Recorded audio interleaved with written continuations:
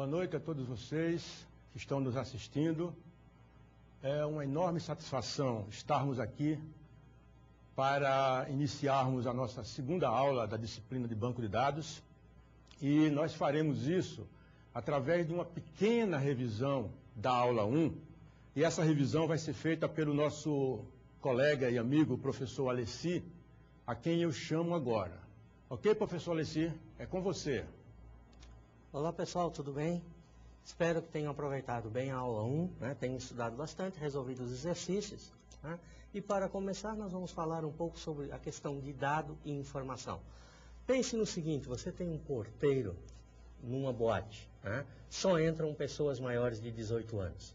O que acontece? Na carteira de identidade você tem um dado que é a data de nascimento. Se você relacionar a data do nascimento do indivíduo que chegar com a data de hoje, o que acontece? Você vai saber a idade dele, que será a informação que vai permitir você decidir se o aluno pode entrar ou não. Ok, gente? Muito bem. Os dados nós armazenamos no banco de dados. Lembra que o que é o dado, o banco de dados em si? É um conjunto, normalmente, de informações, dados, que estão interrelacionados e normalmente são direcionados para um determinado assunto. O escopo desse assunto pode variar bastante. Pode ser um simples departamento, uma única tabelinha com algumas informações, ou pode ser milhares de tabelas, milhares de informações, de uma empresa, de uma corporação inteira. Ok, gente? Bom, esse banco de dados normalmente é armazenado num sistema de gerenciamento de banco de dados. Para chegar lá, nós temos que saber que informações armazenar. Nós temos que montar a estrutura. Pense no seguinte, por exemplo, nota fiscal. Nós temos um bloco de notas fiscais. A estrutura dessa nota fiscal é o quê? É o esquema. É quais são as informações, como elas estão organizadas. Se você arquivar, encher de informações, encher de dados, essa nota fiscal, colocar o cliente, os produtos que serão vendidos, o que acontece? Nós temos aí essas informações, que é o usuário que preenche.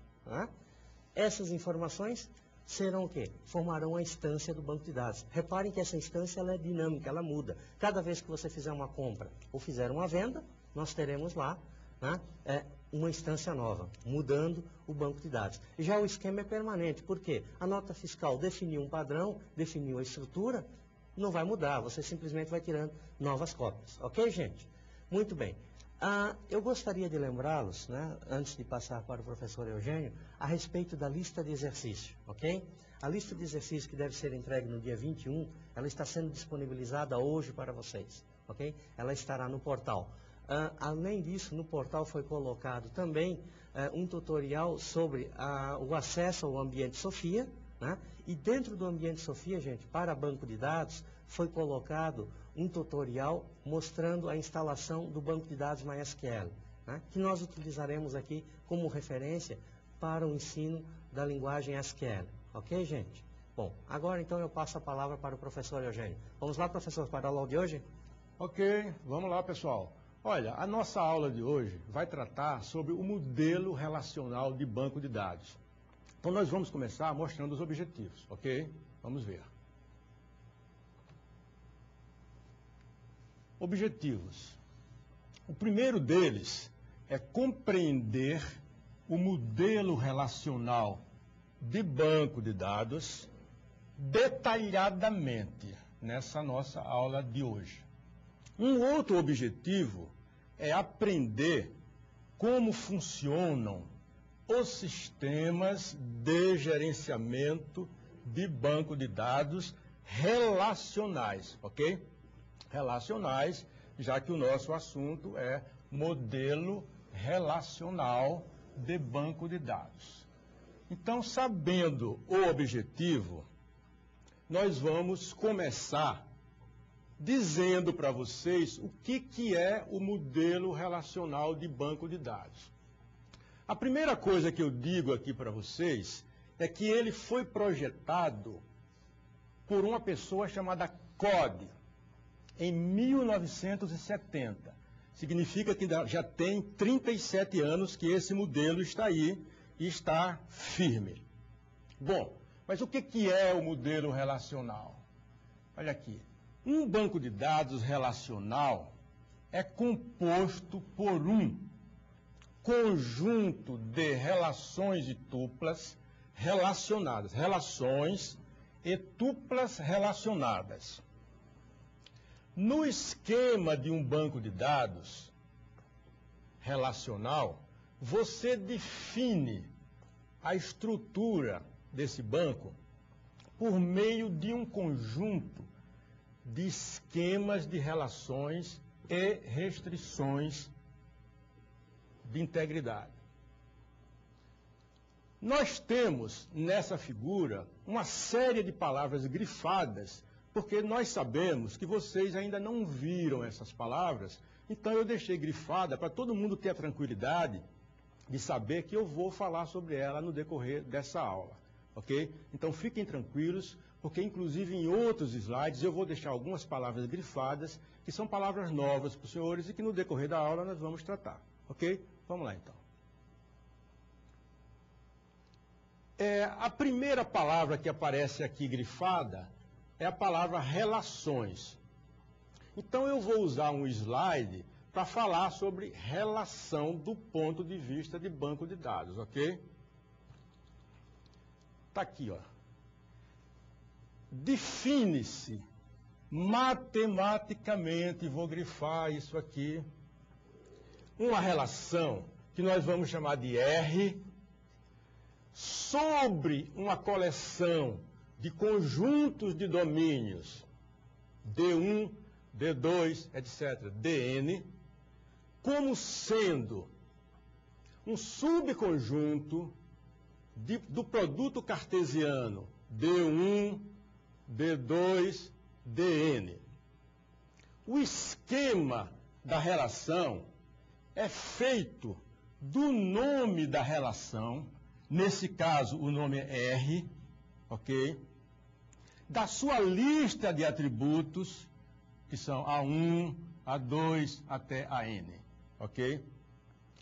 Cada atributo, que a gente chama de A índice I, é o nome de um domínio, que a gente chama de D índice I, no esquema de R. E eu preciso, e faz-se necessário, neste momento, uma explicação para os senhores.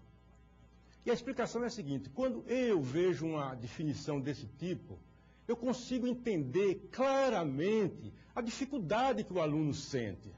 Porque essa definição é formal. Ela está absolutamente correta e precisa. Mas para o aluno entender, é muito difícil, tá? Eu digo isso por analogia com o seguinte: eu vou contar para os senhores, e aqui rapidamente, uma pequena historinha. Sempre que nós recebemos alunos novos no curso de computação, nós temos que ensiná-los várias coisas, não é verdade? Uma delas, que é muito importante, é o conceito de hardware e o conceito de software. Então, muitas vezes, a gente passa a definição formal de hardware e software, e eu, como professor, fico olhando para o semblante dos alunos, e eu estou sentindo que eles não estão entendendo aquilo. Aquela definição está precisa, mas não está apropriada para o aluno. Então, eu penso assim, digo para os alunos: imaginem que vocês estão, para falar no conceito de hardware e software, ok? Imaginem que vocês estão trabalhando com um computador na sua frente e que está dando tudo errado. Faz uma coisa, dá errado. Faz outra, dá errado. Então, hardware é aquilo que você chuta e software é aquilo que você xinga, ok? Isso é uma pequena brincadeira, só para descontrair vocês. Eu sei que vocês estão cansados, essa é a última aula, então eu faço isso para vocês relaxarem, mas tenham certeza que esse exemplo vocês não vão esquecer nunca, ok? Voltemos ao quadro. Então, olha, a relação biblioteca, aqui agora é um pequeno exemplo para tentar simplificar aquela definição, para tentar esclarecer, ok? Então, a relação biblioteca, né, nós chamamos a relação de biblioteca, é um subconjunto dos atributos A1, A2 e A3, onde A1 é o domínio do atributo código, ou seja, A1 é isso aqui, ó, tá? O domínio do atributo código. A2 é o domínio da cidade, que é esse outro desenho aqui, tá? E A3 é o domínio do gerente, que nesse gráfico é isso aqui, ok? Então, se a gente olhar para aqui, ó, biblioteca, tá certo? É a nossa relação. E aqui dentro a gente tem que é o atributo do código, né? O timbó é o atributo aqui da cidade e aqui do gerente. Então a gente tem aqui duas instâncias. Uma instância que são esses dados aqui, ó, né? E outra instância que são esses dados aqui, que são expressos no desenho assim, ó. O 1, né, está aqui com o timbó e que está aqui com Otto, significando dizer que o código 1 pertence à cidade de Timbó, cujo gerente é Otto. Da mesma forma, o código 2 pertence à cidade de Itajaí, cuja gerente é Renata. E não tem aqui, mas eu poderia botar se quisesse, tá? Mais uma linha dessa escrevendo 3, Imbituba e Marta, significando que o código 3 pertenceria à cidade de Imbituba, cuja gerente seria a Marta, ok? Muito bem. Então, olha, vamos falar alguns conceitos de banco de dados relacionais, e esse aqui nós já falamos na aula passada, mas agora nós vamos dar um enfoque um pouco complementar, tá? Instância ou estado, tá, de um banco de dados relacional é um conjunto de estados, se eu estiver me referindo a estado, ou um conjunto de instâncias, se eu estiver trabalhando com instâncias, usando essa convenção de instâncias, de quê? De suas relações. Ok? Agora, o modelo relacional representa os dados exclusivamente, vou destacar isso aqui, exclusivamente por relações e nada além de relações. Fiquem atentos a isso, tá? A maneira que usa, quer dizer, a maneira usada pelo modelo relacional, perdoe-me, para representar os dados, são relações e nada mais do que relações, ok? Fiquem atentos a esse conceito aqui que nós vamos precisar dele. Muito bem. Agora, ainda trabalhando sobre o banco de dados relacionais, né? Podemos ver um banco de dados relacional. Atenção, nós vamos trabalhar na aula inteira com banco de dados relacional, né? Podemos vê-lo como uma coleção de relações normalizadas. Atenção novamente, como eu mudei a cor aqui, é porque isso precisa ser explicado e será, ok? De vários graus, mesma consideração para grau, que são modificadas ao longo do tempo. Isso é uma definição de um carinha chamado Date, numa publicação de 2004, ok? Muito bem. Agora vamos ver como que, quer dizer, o que caracteriza o modelo relacional. Então, olha, eu vou dar algumas características, não vou dar todas, na apostila, inclusive, tem algumas a mais que vocês podem ver, tá certo? Mas então, ele se caracteriza por basear-se no conceito matemático, novamente o matemático aqui, das relações, do cálculo e da álgebra relacional. Isso é um dos itens que caracteriza o modelo relacional, ok? Outro item que também caracteriza o modelo relacional é organizar e armazenar os dados como relações manipuladas, quer dizer, essas relações são manipuladas com linguagens completas de quarta geração, baseadas em modelos matemáticos da álgebra e do cálculo relacional. Vamos continuar mostrando características do modelo relacional. Então, uma outra característica é estabelecer os relacionamentos ou associações entre relações por valores dos itens de dados destas relações, ok? Que são implementadas. Está destacado aqui, merece uma explicação. Vocês estão vendo que ainda não viram falar sobre chaves estrangeiras, então necessário se faz que falemos sobre ela, ok? Mas vamos falar, fiquem tranquilos. Aqui. Então, olha, relação, vejam bem, eu fiz todo esse trabalho aí para explicar a relação de uma maneira, digamos, acessível a todas as pessoas, da maneira que vocês vão entender, ok? Então, a gente apresenta um quadro onde tem um relacionamento entre o conceito matemático e o uso na prática. Então, vamos ver isso. O conceito matemático, que nós falamos até agora, quando a gente fala em relação, na prática, vocês podem pensar numa tabela, ok? Da mesma forma, quando falamos atributo, na prática, vocês pensem numa coluna dessa tabela. Quando falamos tupla, aquela palavra escandalosa que vocês viram ali, na realidade é uma linha da tabela, nada mais do que isso, tá? E atributo indivisível, que eu não falei ainda, mas equivale a uma coluna indivisível. Então, vocês fiquem atentos para este quadro, porque este quadro vai servir de base para o nosso trabalho. Então, olha, neste momento eu vou convidar o professor Alessi para fazer as considerações deles do que aconteceu até agora. Então, professor Alessi, com você, por favor. Olá, professor Eugênio.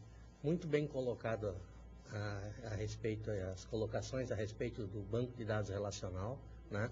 Como vocês podem verificar, por ser um modelo matemático, é que ele tem uma precisão no processo de definição, de implementação, e também com essa característica, por trabalhar de forma associativa, né, ele torna a estrutura independente do processo de armazenamento. Ou seja, o banco de dados relacional, o modelo relacional, é aquele que te permite, de forma bem clara, né, ao utilizar um sistema de gerenciamento de banco de dados, a independência entre os modelos que o usuário enxerga e aquilo que você tem fisicamente implementado. Além disso, você tem também a diferença entre uma aplicação e aquilo que está fisicamente implementado. Ou seja, o sistema de gerenciamento de banco de dados, ele vai fornecer para o usuário, e aí o usuário pode ser uma pessoa ou uma aplicação, ou várias pessoas e várias aplicações, se nós tivermos um sistema de gerenciamento de banco de dados, né, que suporta multi-usuários, inclusive simultaneamente, né,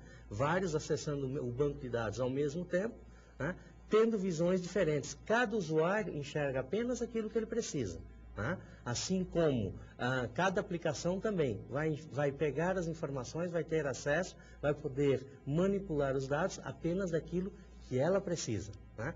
O que não precisa, ela nem sabe o que vai existir lá dentro. Essa é a grande vantagem da utilização de um sistema de banco de dados, né? Sistema de gerenciamento de banco de dados, e principalmente em cima do modelo relacional, que torna essa independência, devido a essa relação matemática, bastante factível. Ok, gente? Bom, para continuar, reparem o seguinte, na questão da instância, né, do modelo. O modelo relacional, o Eugênio já chamou a atenção a respeito, por exemplo, da questão de chave estrangeira. Né? A ideia de chave estrangeira é o seguinte, bom, nós temos muitas tabelas, tá?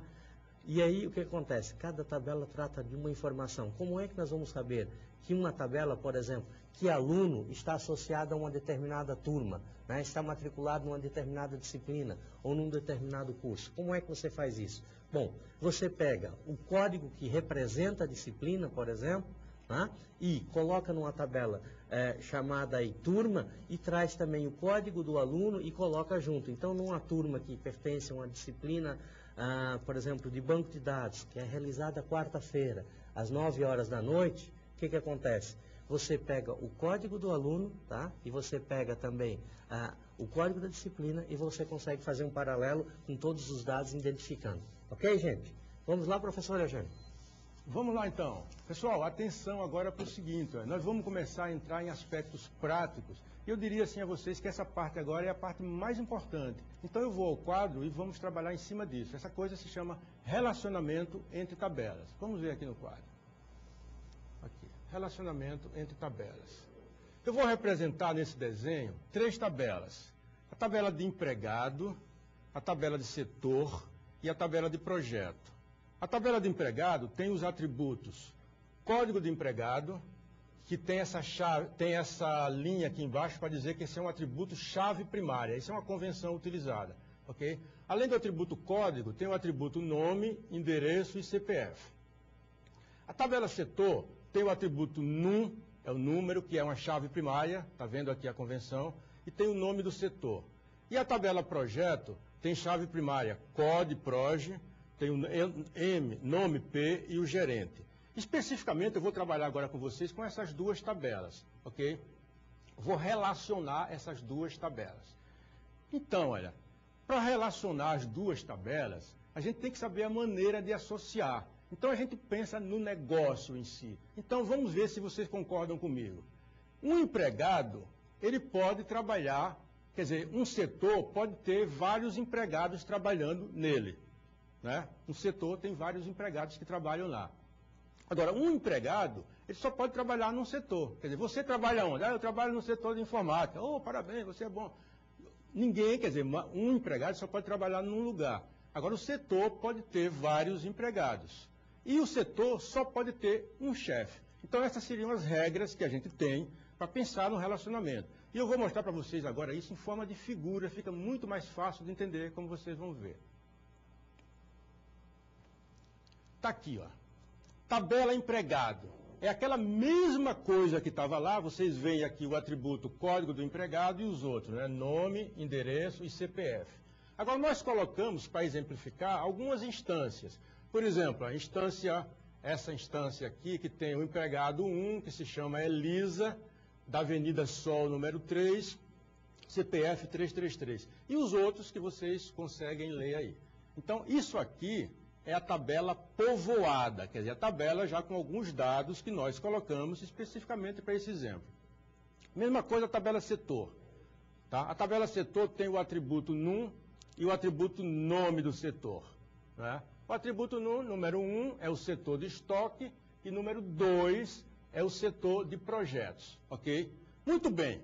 Como que eu vou relacionar essas duas tabelas? Ou seja, como que eu vou dizer que quem é o empregado-chefe desse setor, ou como que eu vou dizer quem que trabalha no estoque, quem que trabalha no projeto. Vamos ver como fazemos isso no próximo slide.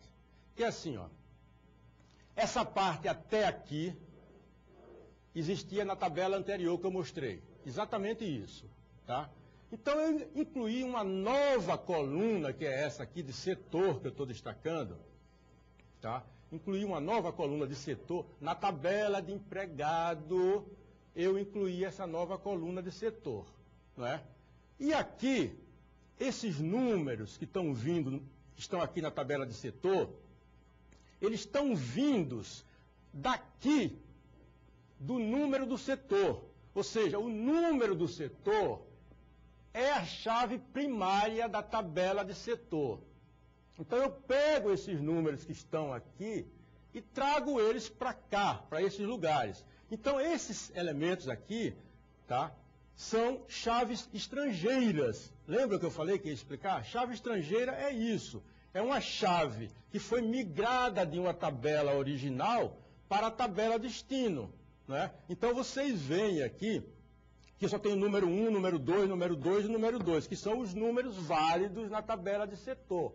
Com isso, aqui, só com essa parte que eu expliquei até agora, eu estou dizendo, por exemplo, que o empregado 1, que se chama Elisa, está lotado no setor 1, né? Que é o setor de estoque, está claro aqui. Estou dizendo também que o Ivo está lotado no setor 2, e o setor 2, se eu olhar aqui, é o setor de projeto. A mesma forma, no setor 2, está a Giovana. E da mesma forma, no setor 2, está a Eva. Com isso aqui, vocês veem que no setor 2, a gente tem 3 pessoas, satisfazendo aquela regra do negócio, né? Eu posso ter num setor várias pessoas. Está aqui um exemplo. Várias pessoas no setor, né? Muito bem. Agora, como fazer a relação do setor agora com o empregado? Da mesma maneira, nós criamos uma outra coluna, que foi essa aqui, chamada de chefe. Se vocês notarem bem, essa parte anterior já estava na tabela anterior. nós tínhamos o número e o nome do setor. Isso aqui agora é novo. Nós colocamos uma nova coluna aqui, que é um novo atributo, para dizer quem é o chefe. E esses elementos que estão aqui são considerados, são chamados de chave estrangeira, eles vêm exatamente daqui, da tabela original. Vocês veem que aqui tem o número 1, número 2, número 3 e número 4. E aqui eu só poderia ter também 1, 2, 3 ou 4. E eu tenho um 1 dizendo que o estoque tem como chefe o empregado número 1, que é Elisa. Ou seja, Elisa é a chefe do setor de estoque. E o número 3, o empregado número 3, é o chefe do projeto. Aí vocês estão olhando aí dizendo, professor, eu já sei quem é o chefe do projeto. Quem é? A Giovana. Por quê? Porque ela tem o número 3. Ok? Então o conceito de chave estrangeira é esse aqui. É uma chave que vem, a chave primária que vem da tabela original para a tabela onde ela vai se relacionar. Ok? Então eu fiz com cores diferentes para dizer, olha, essa cor aqui está igual a essa cor aqui. Por quê? Porque esses elementos daqui, que são chave primária, vêm para cá como chave estrangeira. Da mesma forma que essa cor aqui, tá dessa mesma cor dessa, com a mesma razão, ok? Muito bem. Então, olha, aquele foi um exemplo de relacionamento. Nós vamos pensar agora em outro tipo de relacionamento. Para isso, então, eu vou usar aquela outra tabela do começo. Eu mostrei 3, disse que ia trabalhar com 2, né, inicialmente. E agora eu vou trabalhar com a outra. A outra tabela é a tabela que tem o projeto, ok? Então agora eu vou querer relacionar o empregado com o projeto. Então a gente sempre pensa assim, pô, empregado com projeto, como é que é a coisa? Um projeto pode ter vários empregados. Veja como é simples, a gente não tem que decorar nada, pessoal, é bem simples. Um projeto não pode trabalhar um monte de gente? Beleza, então isso é a regra, tá?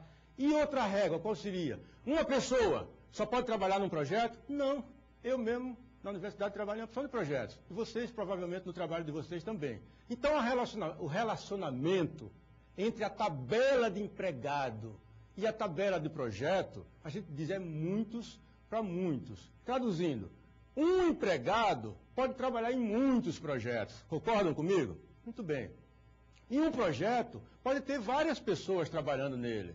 Então a relação é de muitos para muitos. Então aí eu pergunto, como é então que vamos relacionar essas duas tabelas? Aí vocês pensam, ah, professor, o senhor mostrou antes, bota uma colunazinha lá, pega a chave estrangeira.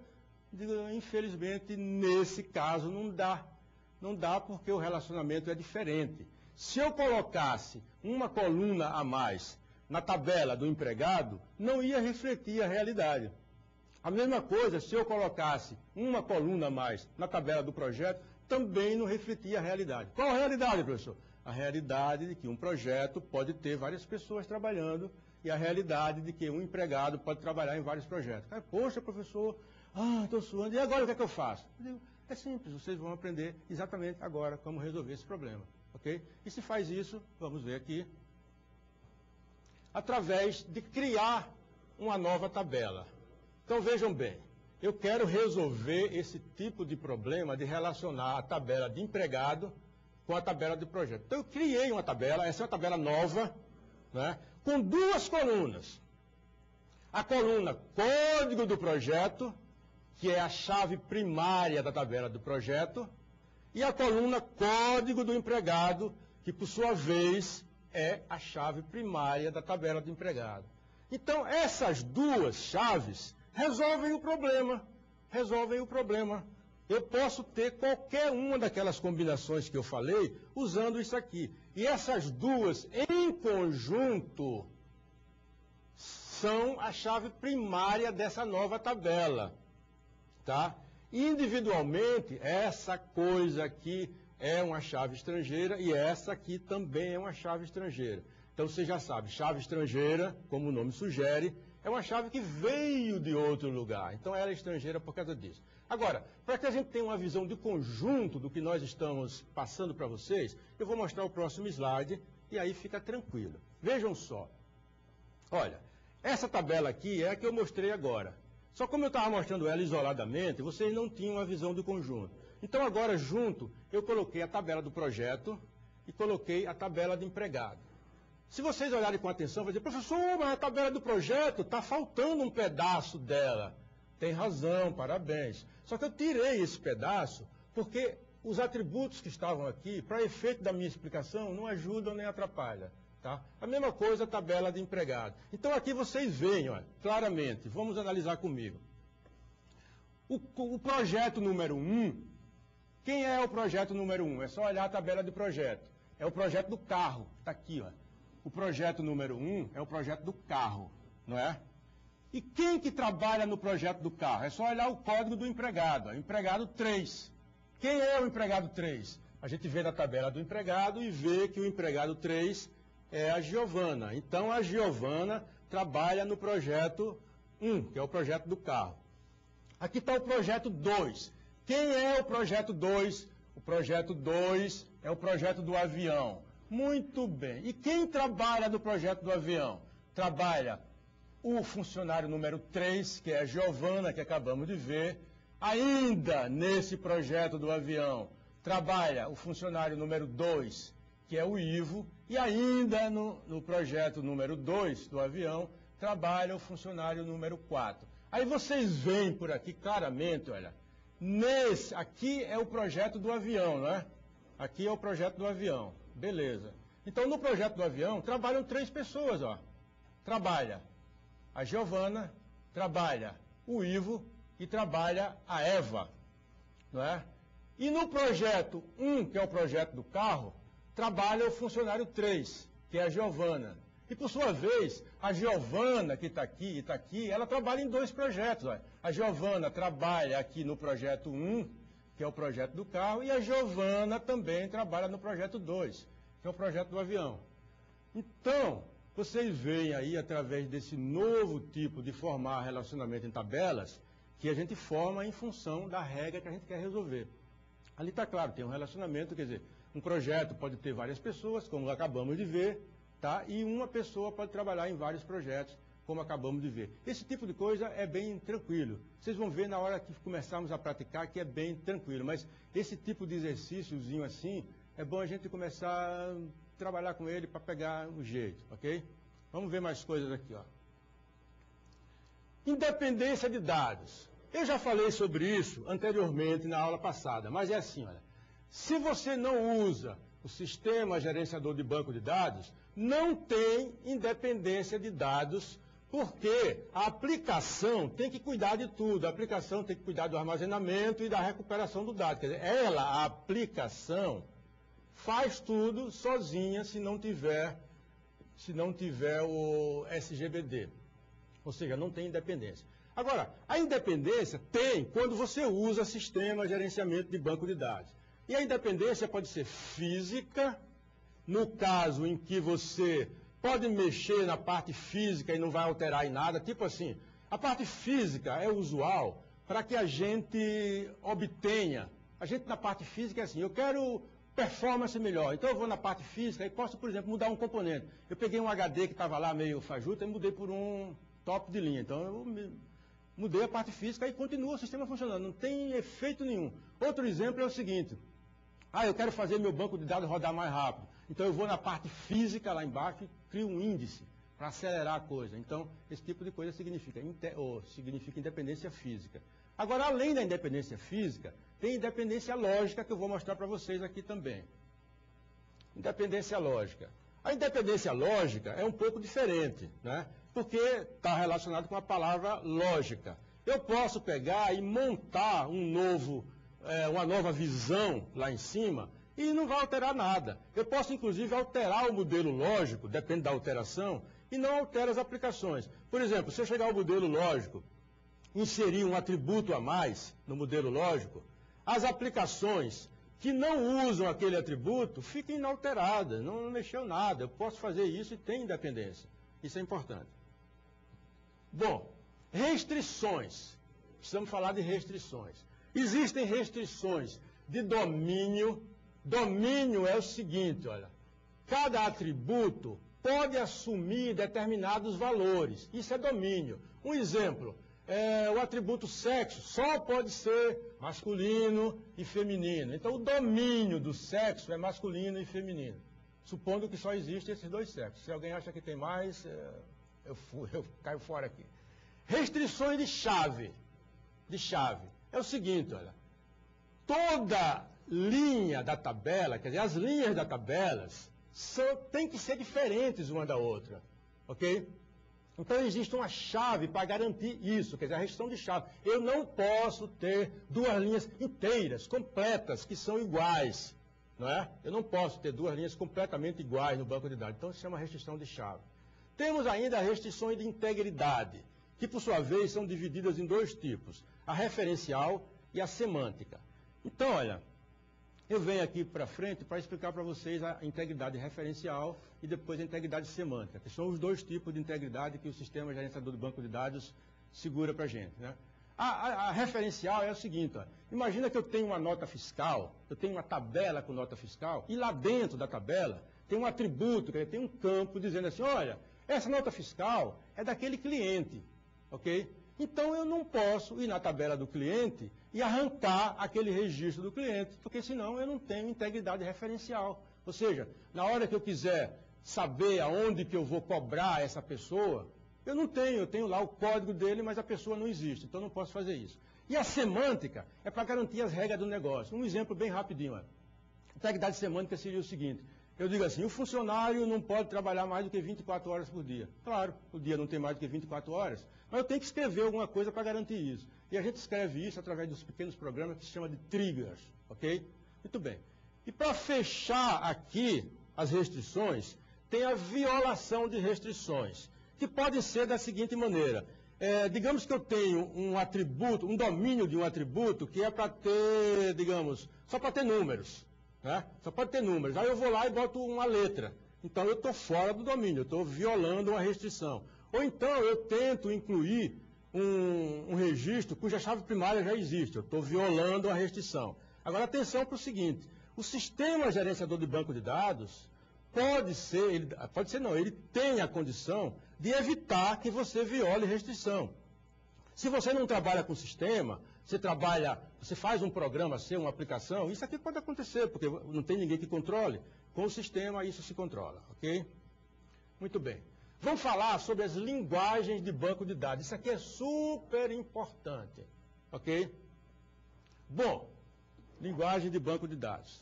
A primeira coisa que eu quero dizer a vocês sobre linguagem de banco de dados é que essas linguagens são declarativas, que é totalmente diferente das linguagens que vocês aprenderam até agora, que são procedurais. Diferença. Procedural, você indica procedimento, passo a passo. Faça isso, depois aquilo, teste isso, se não for, faça assim, faça assado. A declarativa é muito mais simples. Simplesmente você diz o que quer fazer e se definir. Você diz assim, classifique esse arquivo pelo campo nome, e acabou. Você não quer saber se ele vai usar o Bubble Sort, o Merge Sort, o Quick Sort, ou quem quer que seja. Nem precisa dizer nada, você diz, faça isso e ele faz. Linguagem declarativa é assim. Então, as linguagens que nós vamos usar para banco de dados são duas fundamentais. Uma se chama SQL, que é a menina dos olhos, eu já falei para vocês, que vem de Structured Query Language, e a outra QBE. QBE vem de Query by Example. Tá? As duas são fantásticas, a diferença para a QBE é que a QBE tem uma interface gráfica para permitir você, com maior facilidade ainda, construir os seus comandos. Ok? Bom, as linguagens de banco de dados, elas são baseadas na álgebra relacional. Então aqui eu vou mostrar rapidamente também o seguinte. Eu vou dividir isso aqui em 3 grupos. O grupo de operadores são esses símbolos aqui, pessoal. Os grupos de operadores baseados na teoria do conjunto. O professor Alessi, numa cadeira que ele deu para vocês, já falou sobre isso. Quer dizer, o operador de união, o operador de interseção, o operador de diferença e o operador de produto cartesiano. Tá? Aqui não precisa passar muito tempo, porque vocês já viram isso e é bem tranquilo. Ok? os operadores da álgebra relacional, tá? Esses aqui são da álgebra relacional. Esses são os seguintes.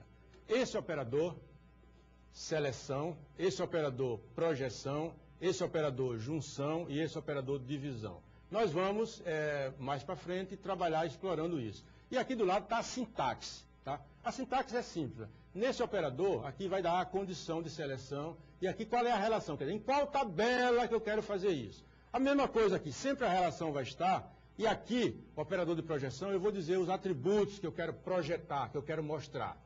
Aqui, a junção também é para juntar duas tabelas ou mais. Esse operador diz que eu vou juntar essa tabela com essa tabela. E aqui a mesma coisa. Ok? Operadores especiais. São operadores, como o nome diz, são utilizados em condições especiais. Operador para atribuir alguma coisa, para renomear e para unicidade. Esses são os operadores especiais. Bom, um exemplo de tudo isso aqui em termos de operadores para facilitar o entendimento. Então eu boto esse operador aqui, que esse aqui, pela transparência, vocês não conseguem talvez ver direito, mas isso é o pi, nosso famoso pi. Então eu estou dizendo, pi, aqui eu boto um nome e aqui eu boto empregado. Isso aqui eu estou dizendo, mostre todos os nomes da tabela empregado. Simplesmente isso, mostre todos os nomes da tabela empregado. E aqui, mostre todos os nomes de setores da tabela setor. Isso é diretaço, muito simples. E esse outro aqui, um pouco diferente, que é o seguinte, mostre os nomes que estão na tabela de empregado e na tabela de setor. Quer dizer, isso aqui vai ter, ó, vocês estão vendo aqui o produto, né? Mas então tem que ter uma condição para que eu filtre os elementos que eu quero que mostre. Então essa condição está aqui. Só mostra os elementos cujo código do empregado, que está na tabela de empregado, seja igual a chefe, né? Igual a chefe que está na tabela do setor. Esse carinha aqui está na tabela do setor e esse na tabela do empregado, ok? Então esses dois exemplos, esses três exemplos, um exemplo, dois exemplos, três exemplos, tenta refletir o que eu falei. Bom, nesse momento, eu vou passar de novo a palavra ao nosso querido professor Alessi para as considerações que ele tem a fazer agora. Com você, professor Alessi. Olá, pessoal. Bom, não se assustem muito com a álgebra relacional, ok, gente? Porque a linguagem tipo QBE, tipo SQL, mascaram o processo. O problema é que o computador tem que resolver matematicamente, né? Nós falamos que o modelo do banco de dados relacional é um modelo matemático da álgebra relacional. Então, é escondida essa parte. Você vai trabalhar muito mais com o quê? Com SQL. Em SQL você vai ver que não tem essa preocupação, ok? Bom, eu gostaria de lembrá-los, tá, que a lista de exercícios está sendo colocada pelo nosso coordenador de curso. Tem muitas pessoas que mandaram agora um e-mail reclamando, dizendo que foram olhar e não acharam ainda. Ela está sendo colocada. Provavelmente após a aula vocês já podem pegá-la, ok, gente? Bom, agora eu passo então a palavra para o professor Eugênio continuar a aula. Vamos lá, professor. Ok, pessoal. Então, olha, nós vamos agora para a última parte da aula, mas não menos importante por ser a última, que são as regras que nós vamos explicar para vocês. Vamos até lá, que são 12 regras, são fundamentais essas regras, né? Eu não vou falar muito sobre ela, porque não tem, assim, muita explicação, vocês vão ler e vão entender facilmente. Vamos ver. Aqui, olha, primeiro, são 12 regras, como eu falei, e essas regras foram propostas por CODE, tá? CODE. Seria o E, F, CODE. Esse E é de Edgar, F é de Frank, você não vai encontrar isso em livro, vai encontrar pouco, e CODE é o nome chamado dele. Então, a primeira regra dele diz assim, ó, todos os dados em um banco de dados relacional são representados de forma explícita, no nível lógico, e exatamente apenas numa forma, né? Por valores de tabelas. Acabamos de ver isso, né? Muito bem. A regra 2 diz assim, cada um e qualquer valor atômico em um banco de dados relacional, é sempre relacional, né? Possui a garantia de ser logicamente acessado usando a combinação do nome da tabela, do valor da chave primária, desculpe, e do nome da coluna. Ou seja, se eu digo na consulta quem é a tabela, quem é o valor da chave e quem é o nome da coluna, eu identifico aquilo. A regra 3 diz o seguinte, valores nulos devem ser suportados de forma sistemática e independente do tipo de dado para representar informações inexistentes, desculpem, e informações inaplicáveis. Isso aqui, rapidamente, é o seguinte. Quando a gente não tem o dado, a gente tem que ter a possibilidade de deixar ele como nulo. Exemplo, data de demissão do empregado. Poxa, o empregado não foi demitido ainda, como é que eu vou botar a data de demissão dele? Então, eu tenho que permitir valores nulos. Entenderam aí? É tranquilo, não tem mistério. Regra 4. A descrição do banco de dados é representada no nível lógico da mesma forma que os dados ordinários, permitindo que usuários autorizados, apenas os autorizados, né, utilizem a mesma linguagem relacional aplicada aos dados regulares. Não há mistério. Regra 5. Regra 5.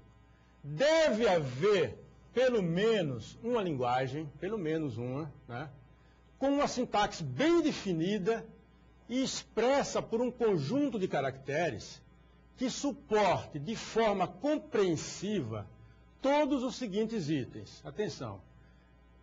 Essa linguagem tem que permitir definir dados, definição de views, que são, no momento eu vou dizer para vocês que views são tabelas virtuais, depois eu apropio mais a definição, ok? Manipulação de dados de uma maneira tanto iterativa como embutida na aplicação, né? Restrições de integridade, quer dizer, essa linguagem tem que permitir também restrições de integridade, tá?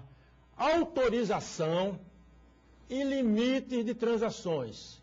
Que transações? Begin, para começar uma transação, commit para fechar essa transação e rollback para você permitir voltar atrás nessa sua transação. A regra 6, lembrem que são 12 regras, estamos na 6, tá? Todas as views são essas tabelinhas que vocês criam virtualmente, né?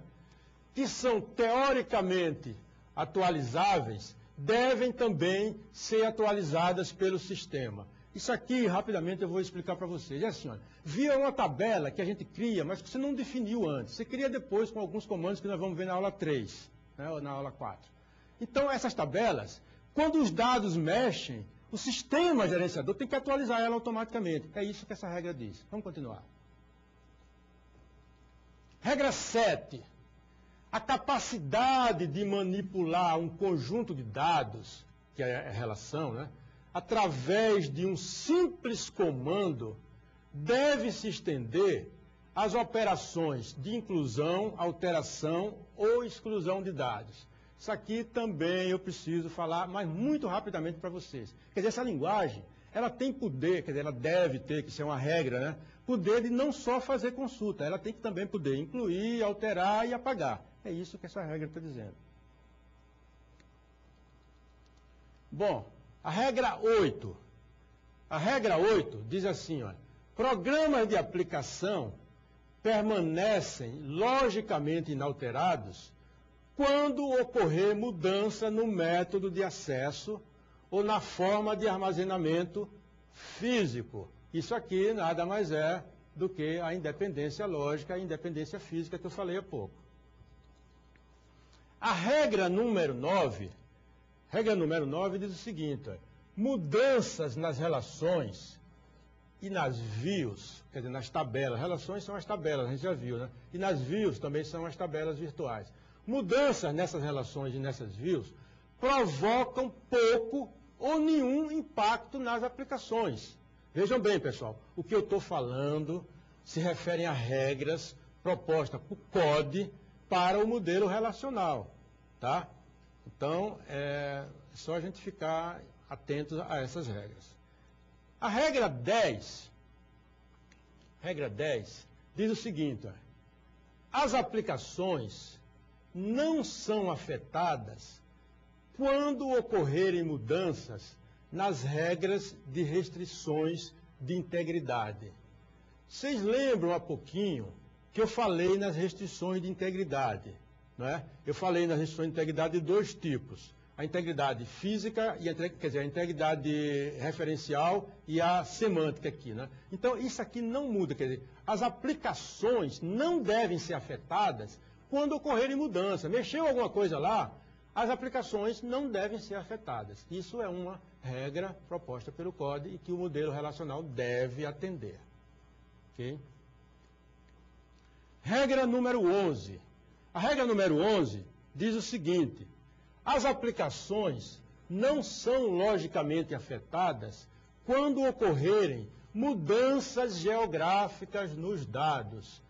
Isso aqui também é simples de entender, que é assim, olha, você tem uma aplicação, então os dados estavam em um determinado local e foram migrados ou foram colocados em outro local.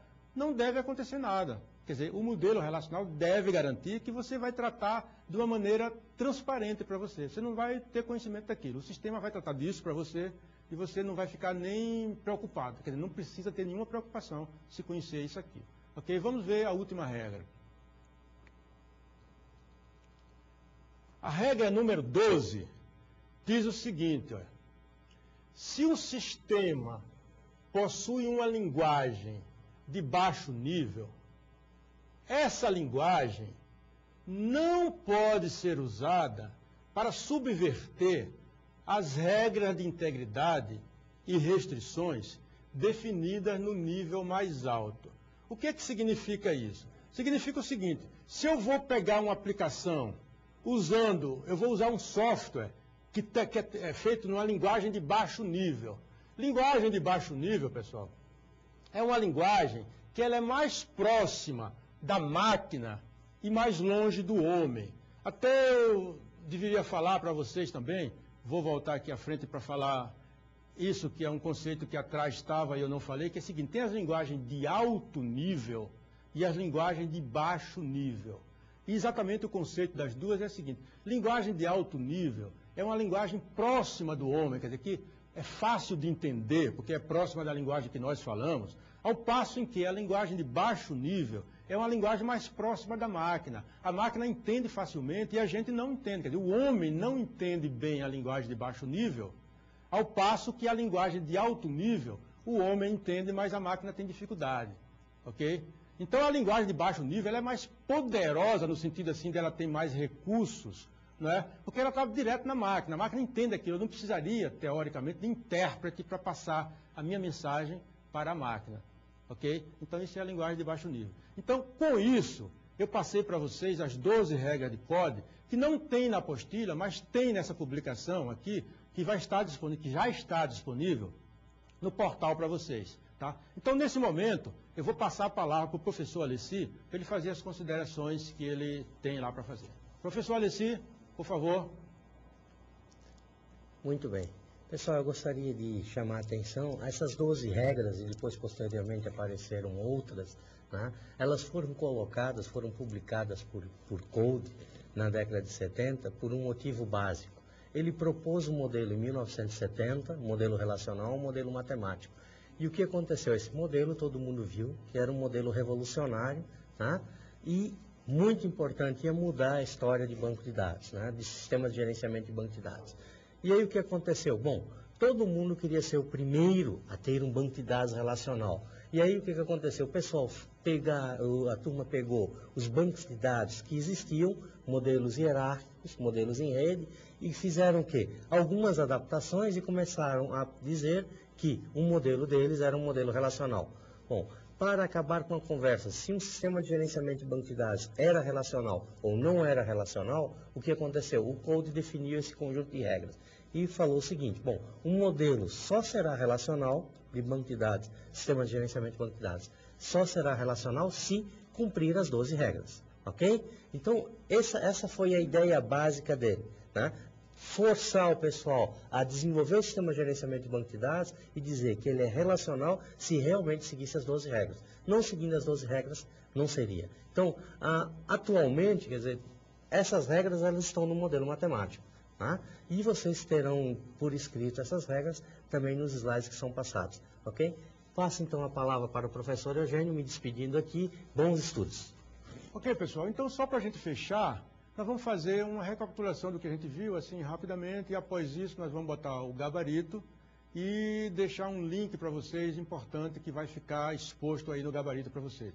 Vamos então fechar nossa aula de hoje. Eu sei que vocês devem estar bastante cansados, eu agradeço a atenção de todos vocês, que eu sei o que é assistir uma aula e depois mais outra, mas vamos então ver a nossa recapitulação. Aqui, ó. Um banco de dados relacional é formado apenas por relações, ok? Banco de dados relacional formado apenas por relações. Muito bem. Para recuperar os dados e manter as regras de negócio, são definidas chaves primárias, que agora vocês sabem o que é, e estrangeiras, que vocês também já sabem o que é. Ok? Muito bem. Para manter os dados consistentes, são estabelecidas várias regras de restrição.